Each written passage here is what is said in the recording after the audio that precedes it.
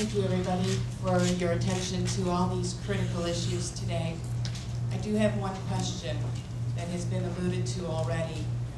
We are seeing incidences in the Detroit area of non-certified interpreters, interpreters with inappropriate certifications or lapsed certifications working in the hospitals.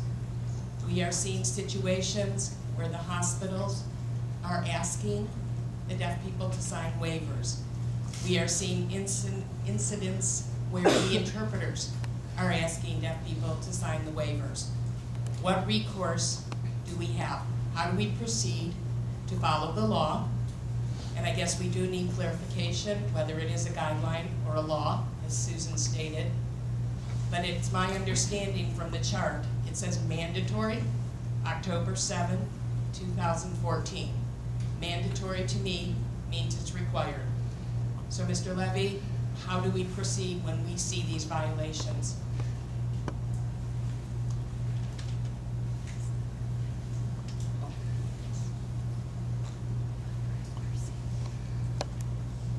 Document them and file a complaint, please. We can't investigate the hospital until we have a complaint. We can't investigate the unauthorized interpreter until we have a complaint. If we have complaints now, I can make sure they get moved, but I don't think we have on those issues, or certainly those cases at the present time. Then could you please do us a favor and get the message out that this is law, because people are taking it from the meeting in Madonna. They have said to me, Mr. Levy said these are guidelines and not law, therefore we can have the waiver. We need clarification, please.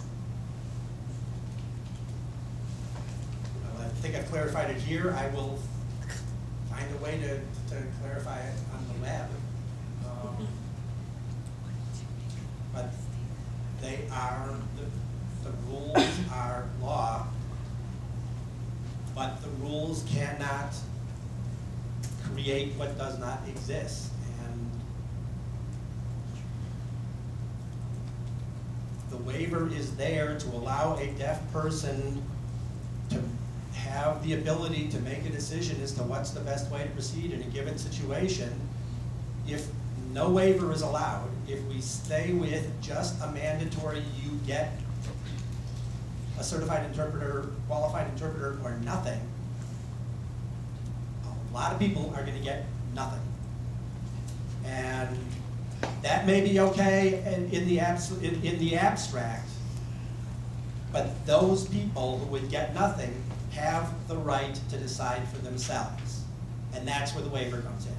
They have the right to say, rather than nothing, I'd like to let the doctor see me while I'm sick. I can't wait 4 days. No waiver, no interpreter available. They've got to wait 4 days to see the doctor when they're sick. And that just isn't acceptable.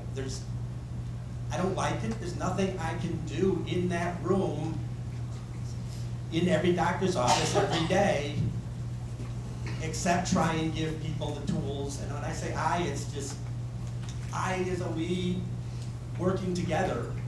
I as one guy with a pen who's doing an awful lot of other things and turning for help in trying to make it as clear as I can. And believe me, it's not a threat. There's going to be another attorney brought in. Please bring in more attorneys. I'd really like to help. But no matter how many attorneys, the principle behind the waiver is about letting the person who is the person in the situation, the deaf person, the deaf-blind person, the hard of hearing person, make the decision given what exists at the moment. I think this is best.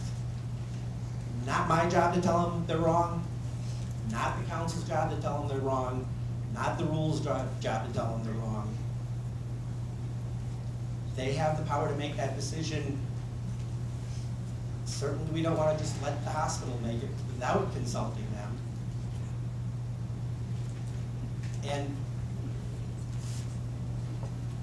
think there was a sense that we were gonna pass rules and magically things were going to be good. We knew there weren't, and frankly, there can never be enough interpreters because there's always gonna be some free need where there just isn't somebody at a given moment. We can't fix that, we can only anticipate it and try to create rules that allow people in that moment to deal with it.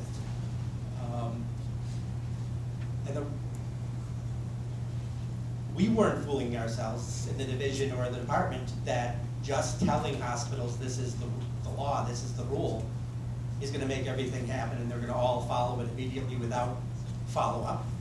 We are gonna have to investigate. It is going to take time to investigate. We are then gonna have to bring cases against the hospitals and/or ethics cases against interpreters who are doing things unethically. The rules, I almost said guides, the rules guide the process of doing those things. They provide the roadmap, they give us the tools to go in and enforce. And in that sense, they are the direction rather than the guide, I guess. But they are the direction, but if a qualified interpreter is available, a qualified interpreter must be used.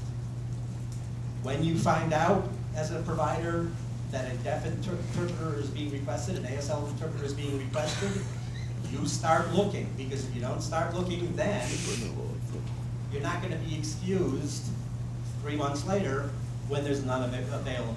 Wait a minute! Wait a minute, please! You've passed your 3 minutes.